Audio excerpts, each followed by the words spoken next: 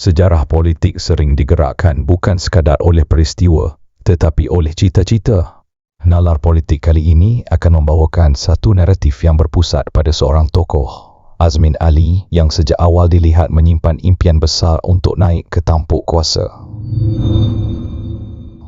Ketika berada dalam PKR yang dipimpin oleh Anwar Ibrahim, ruang untuk Azmin mendaki ke puncak tampak terhad, sekalipun beliau berjaya menewaskan Rafizi untuk jawatan timbalan Presiden PKR.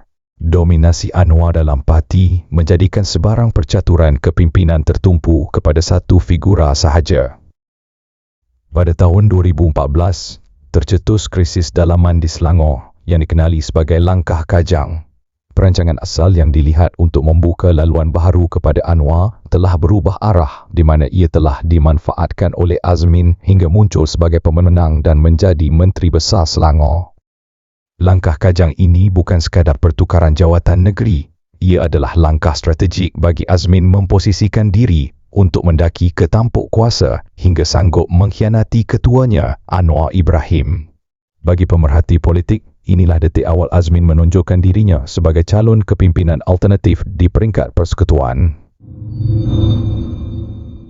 Selepas PRU tahun 2018, lanskap politik negara berubah. Mahathir Mohamad kembali sebagai Perdana Menteri buat kali kedua dengan komitmen untuk menyerahkan jawatan PM kepada Anwar pada waktu yang dijanjikan. Namun tempoh peralihan kuasa yang kabur mencetuskan ketidakpastian politik dan seterusnya ia berubah menjadi krisis.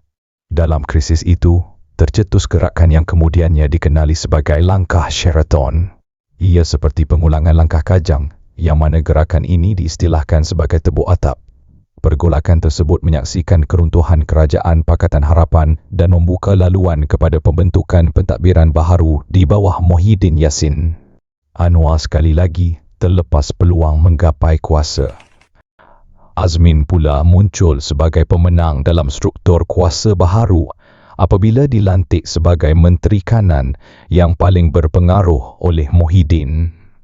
Ketika Langkah Sheraton ini, Azmin antara individu yang memainkan peranan dalam mengatur dan meyakinkan semua pihak agar mengangkat Muhyiddin sebagai PM. Kejayaan Langkah Sheraton menjadikan Muhyiddin amat terhutang budi dengan Azmin